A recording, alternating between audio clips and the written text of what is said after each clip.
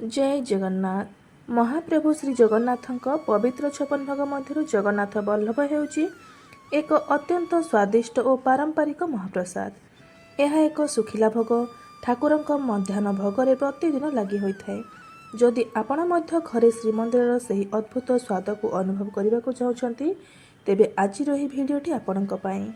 चलतु अति सहज उपाय प्रस्तुत करने यह दिव्य भोग।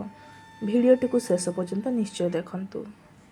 आपण मैंने तो ये देखि जापे भोगटी केते परफेक्ट बनी पूरा खास्ता हो बनवाई आम गैस ऑन कर गोटे कढ़ई को बसई ना से आम 4 ରୁ 5 चमच घी को देदेबा। घी भल भाव में मेल्ट हो गला आम गोटे कप अटा को देदेबा।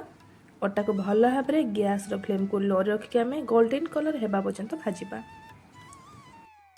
ये देखो अटाटी भल भाव में भाजी हो गला पूरा झुरझुरिया हो जाइए कलर मतलब चेंज हो गैस फ्लेम को ऑफ करना और आउ गोटे कढ़ई बसई से गोटे कप चीनी को देदेबा। आम गोटे कप अटा नहीं से देदेबा गोटे कप चीनी और अल्प टिके पानी दी आम यहाँ मेल्ट होगापी गैस फ्लेम को लो रखी गोलेबा एमती कंटिन्यूअसली जहाँफल चीनी भल भाव में मेल्ट हो देखिए बबल आसवा स्टार्ट हो हाथ में चेक करेंगे गोटे तार आसपा आसपा हो से स्टेज आप जो भाजी रखते अटा ताक आड करदे।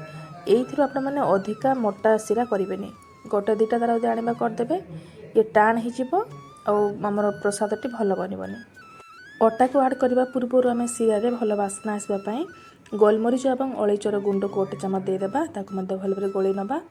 तापर अटा को आड कर आम यहाँ कंटिन्यूअसली एमती गोलेबा जहाँफल कि अटार कौन बिंडा रही किसी समय गली सारा पर देखिए बढ़िया भाव में ये देखो आप देखिए जापे ये आम गैस फ्लेम को ऑफ करना और जेकोसी गोटे जगह को सांगे सांगे ट्रांसफर करना ना ये सांगे सांगे बसीज हार्ड हो।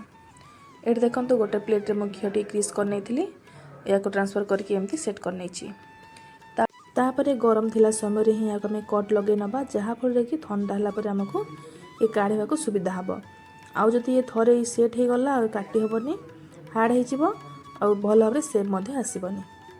ये देखो बढ़िया भाव में काट नहीं ये मुझे ठंडा है आपको देखा के बढ़िया भाव सेट हो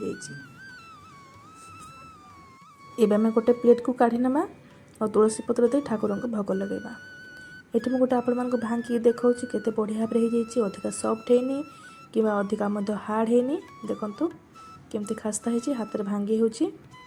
तो आपण मैंने देखिले केते सहजरे कम समय ठाकुर शुक्ला भोगटे प्रस्तुत होगला। आपण मैंने घर यहाँ बनईकि बहुत दिन पर्यटन स्टोर रखिपारे और प्रतिदिन ठाकुर पाखे भोग लगे पारे। तो आपण मानक आज रेसिपी केमती लगे मत कमेंट माध्यम निश्चय जनइबे। आउ जदि भल लगे मो चैनल को लाइक सब्सक्राइब करदेवे। रही सांग मैंने देखा आउ गोटे नुआ रेसिपी सहित नुआ वीडियो। धन्यवाद। जय जगन्नाथ।